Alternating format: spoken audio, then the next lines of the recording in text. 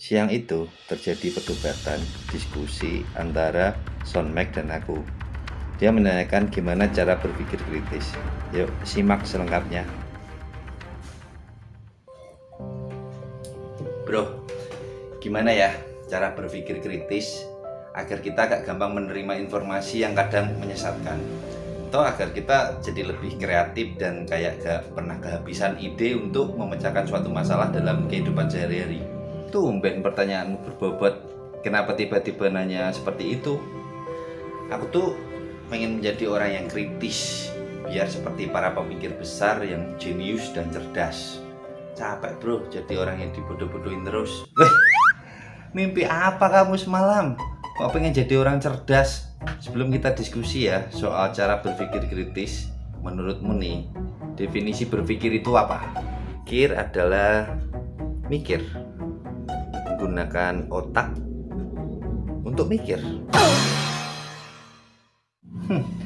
Gak kritis, gak kreatif, gak mau mikir banget sih kamu.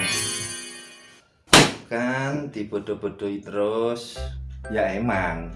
Gini Meg, menurut Dr. Edward de Bono, seorang psikolog yang menulis buku dengan judul 16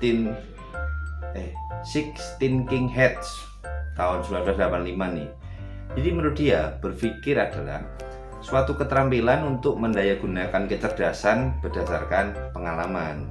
Nah, metode berpikir yang menjadi poin dalam bukunya adalah kontrol, kritis, emosi, informasi, produktif, dan alasan. Jadi ada 6 warna topi berbeda. Nah, 6 topi berpikir adalah 6 topi imajiner yang kita gunakan berdasarkan sudut pandang tertentu. Topiku warnanya kayak gini mewakili apa bro?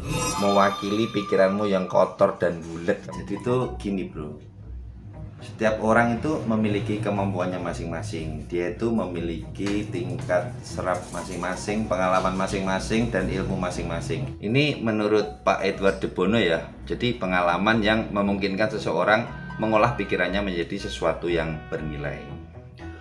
Oh, makanya banyak orang bilang harus banyak membaca buku, harus banyak bergaul, harus banyak wawasan dan pengetahuan secara langsung tuh untuk itu ya tujuannya ya, supaya kita punya pengalaman yang lebih gitu ya. Nah betul sekali. Sekarang gini, coba kamu lihat gambar ini ya. Apa yang kamu pikirkan ketika melihat gambar singkong ini? Tapi kamu harus menggunakan topi putih. Informasi berdasarkan fakta, data, dan grafik. Wah, pakai dites segala. Ini adalah singkong atau ketela pohon yang ditanam di pekarangan rumah selama 6-8 bulan baru panen dan bisa dimakan.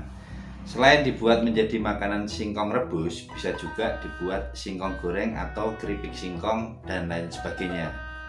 Gimana bro? Nah betul sekali, karena menurut Pak Bono, dengan kita menggunakan topi putih, kita tuh bisa menyampaikan data dan fakta yang valid. Biasanya akan muncul pertanyaan di pikiranmu tuh kayak gini. Kandungan gizi yang ada pada singkong ini apa aja ya? Apakah mungkin singkong ini bisa menggantikan nasi? Menurutku bisa menggantikan nasi bro. Itu opini, bukan data dan fakta. Karena menurutmu, menurut pikiranmu, nggak ada data yang valid. Misal nih, uji laboratorium dan lain-lain. Nah sekarang coba kamu berpikir dengan topi merah. Itu yang emosi, berdasarkan perasaan, intuisi, firasat, dan naluri. Singkong ini rasanya enak, tapi kalau dikasih garam sedikit waktu merebusnya pasti lebih gurih. Ini ya, kalau kita branding jadi singkong gurih dan kita jual, pasti laku keras bro. Sehari bisa terjual 50 kilo singkong lebih nih. Keuntungannya lumayan banget itu bro.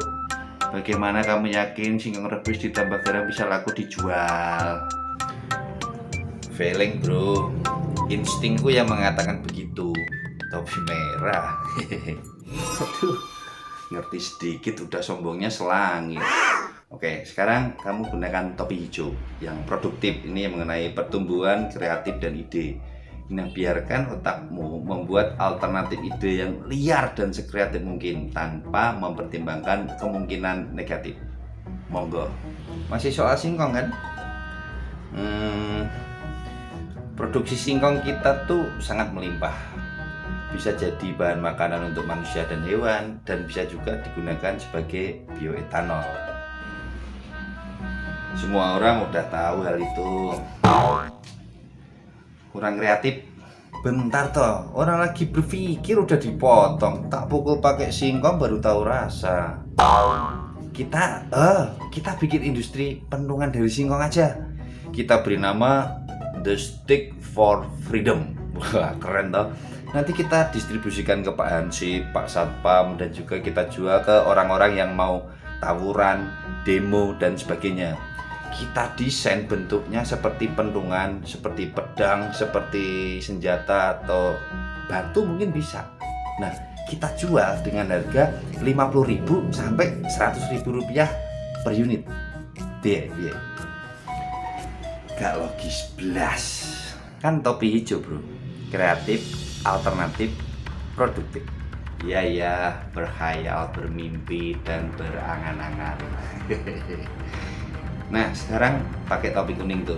Alasannya tuh yang kita cari sisi logisnya dan sisi positifnya. Oke, lanjut ya. Jadi realisasinya begini. Singkong bisa kita padatkan kan. Kita bikin padi atau bikin tepung dulu, lalu kita cetak menjadi senjata.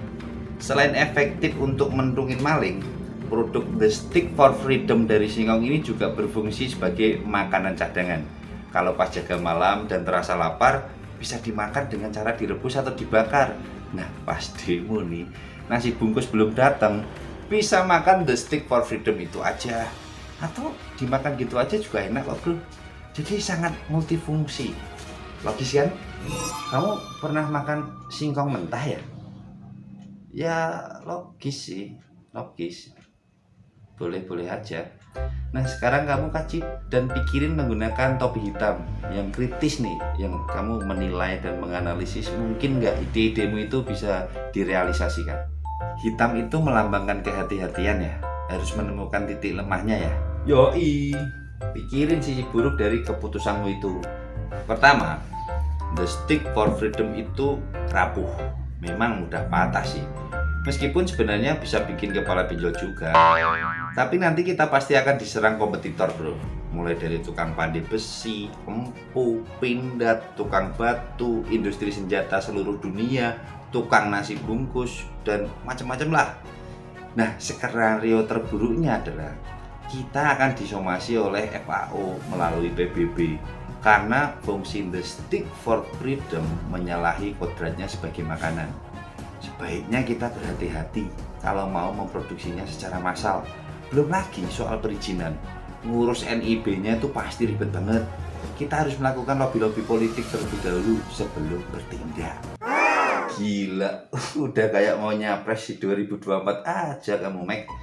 Sebaiknya ya, gunakan kembali topi hijau setelah menggunakan topi hitam untuk menemukan ide baru yang akan jadi jawaban dari keruwetan yang timbul ketika memakai topi hitam. Nah, sekarang coba gunakan topi biru ini untuk sebagai kontrol agenda besarnya apa, keputusannya apa, overview secara globalnya gimana gitu. Harus cerdas ini. Baiklah, setelah melakukan sesi analisa berpikir yang kompleks, saya memutuskan untuk membatalkan rencana produksi The Stick for Freedom. Kita jadikan singkong sebagai makanan alternatif aja lah, dengan berbagai varian rasa dan berbagai varian bentuk. Ini tujuannya untuk mencerdaskan dan menyehatkan seluruh manusia di bumi ini. Yeah. Wih, gila. Hari ini kamu benar-benar brilian loh. Aku angkat kacamata untuk kamu. Kamu ini diam-diam ya, aset bangsa yang harus dilindungi dan dilestarikan loh. Emangnya aku komodo? Mana? Menurutku sih dari diskusi kita ini tadi, kamu sudah bisa menerapkan cara berpikir kritis loh, Mek. Terusin aja berpikir seperti tadi di segala bidang kehidupan. Biasakan berpikir lateral atau menyamping dengan mencari solusi di luar jalur kebiasaan. Gitu. Oke nggak? Oke lah. Nah, menurut teman-teman gimana? Si Soundmac ini udah berpikir kritis atau belum? Saya cepet banget ya. Setuju nggak teman-teman? Yang setuju tulis di komentar ya, yang nggak setuju juga tulis kenapa nggak setuju. Gila nih, gara-gara makan singkong pikiranku jadi cerdas loh. Wah, keren banget ini. Oke, thank you ya bro, ini sangat mencerahkan sekali nih bro. Ya udah, sana nyangkul lagi, tetap cerdas ya setiap hari. Sip.